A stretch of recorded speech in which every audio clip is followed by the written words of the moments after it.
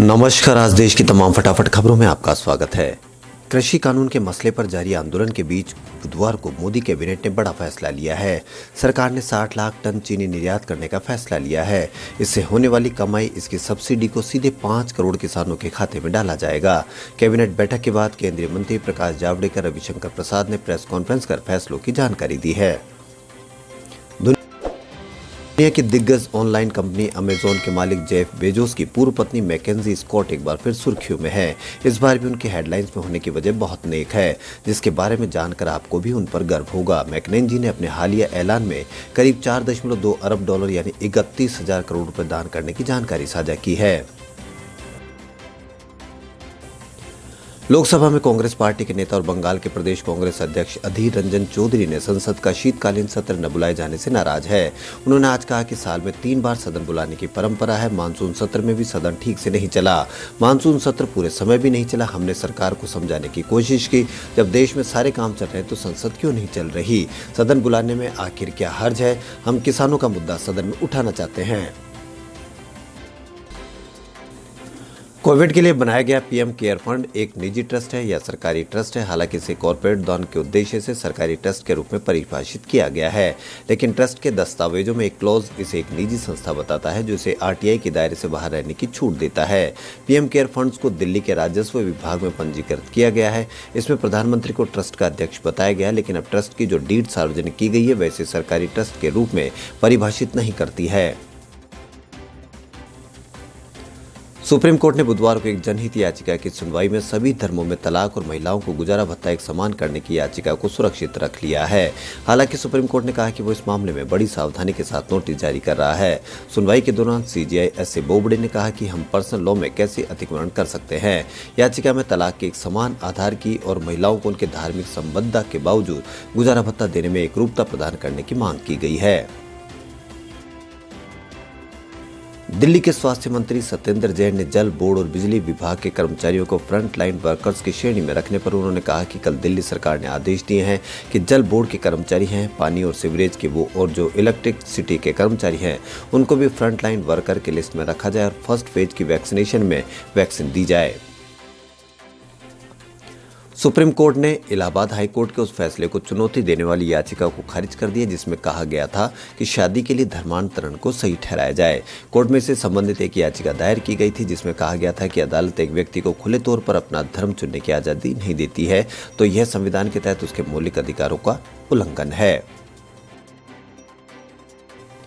प्रणब मुखर्जी के बेटे अभिजीत मुखर्जी और बेटी शर्मिष्ठा मुखर्जी में उनके संस्मरण को लेकर बहस हो गई है। वो भी ट्विटर पर मंगलवार को किताब के प्रकाशन को लेकर दोनों नेताओं में सार्वजनिक बहस हो गई थी।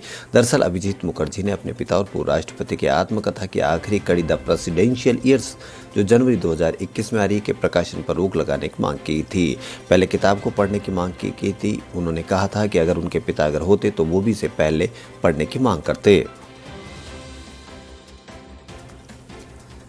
बॉम्बे हाईकोर्ट ने Mumbai metro car shed project पर रोक लगा दी है। इससे राज्य की उद्धव ठाकरे सरकार को झटका लगा है। कोर्ट ने एमएमआरडीए के स्टेटस मेंटेन रखने को कहा है। इससे पहले बॉम्बे हाईकोर्ट में सुनवाई के दौरान राज्य सरकार दूसरे पक्षों की बात सुनने के लिए राजी हो गई थी। राज्य सरकार ने कहा था कि मुंबई कलेक्टर का फैसला नियमित था और बावजूद इसके राज्य सरकार दूसरों की बात सुनने को तैयार है। केंद्रीय मंत्रिमंडल ने अगले दौर की स्पेक्ट्रम नीलामी को मंजूरी दे दी है। सूचना और प्रसारण मंत्री प्रकाश जावड़ेकर ने बुधवार को ये जानकारी दी। उन्होंने कहा कि मंत्रिमंडल ने गन्ना किसानों के लिए राहत, पूर्वोत्तर राज्यों में बिजली ढांचागत सुविधाओं में सुधार और स्पेक्ट्रम नीलामी को मंजूरी दी है। केंद्र सरकार ने गन्ना किसानों को सौगात देते हुए कैबिनेट ने निर्णय लिया कि किसानों को 3500 करोड़ रुपए की निर्यात सब्सिडी, 18,000 करोड़ रुपए निर्यात लाभ तथा अन्य सब्सिडी दी जाएगी। केंद्रीय मंत्री प्रकाश जावड़ेकर ने प्रेस वार्ता कर इस संबंध में जानकारी दी। केंद्रीय मंत्री ने बताया कि इस साल सरकार ने 60 लाख टन चीनी निर्यात करने का फैसला किया है। इस पर सब्सिडी सीधे किसानों के खाते में जाएगी। रक्षा अनुसंधान एवं विकास संगठन 6 नए airborne early warning and control विमान विकसित करने जा रहा है, जिससे वायुसेना की ताकत बढ़ेगी और चीन और पाकिस्तान की सीमाओं पर निगरानी रखने की उनकी क्षमताओं में वृद्धि होगी। श्रीगंगानगर के जिले के रावला मंडी में नशे के लिए एक युवक ने अपने सगे भाई को पीट कर मार डाला। दोनों भाई के बीच सिर्फ 250 रुपए को लेकर विवाद हुआ था। बड़े भाई ने शराब के लिए छोटे से 250 रुपए मांगे थे। नहीं देने पर गुस्से में आकर डंडे से पीट कर उसकी हत्या कर दी। वारदात के दौरान दोनों भाई नशे में धुत थे। भाई की हत्या करने के बाद आरोपी मौके से भाग गया। हालांकि पुलिस ने बाद में उसे गिरफ्तार कर लिया। राजधानी जयपुर के संभागीय आयुक्त डॉक्टर समीर शर्मा बुधवार को औचक निरीक्षण करने दौसा के जिला अस्पताल पहुंचे। यहाँ उन्होंने प्राइवेट लैब से जांच करवाने की डॉक्टरों को कड़ी फटकार लगाई। डीसी जब अस्पताल पहुंचे तो उन्होंने एक बुजुर्ग मरीज की जांच पर्चियों को देखा। डॉक्टर ने पर्ची में मरीज को प्राइवेट लैब से जांचें करवाने के लिए लिखा था। यह देख डीसी भड़क गए और मौके पर ही उन्होंने डॉक्टर को फटकार लगाई। राजस्थान में मंगलवार से चली सर्द हवाओं ने ठिठुरन और गलन बढ़ा दी है। उत्तरी राजस्थान के जिलों में तापमान में बड़ी गिरावट हुई है। श्रीगंगानगर, जैसलमेर, जयपुर में बीती रात सीजन की सबसे सर्द रात रही। इन शहरों में इस सीजन के सबसे कम पारा रिकॉर्ड किया गया। खबरों में फिलहाल इतना ही। यदि आपको हमारा चैनल पसंद आए तो लाइक, सब्सक्राइब और शेयर अवश्य करें। धन्यवाद।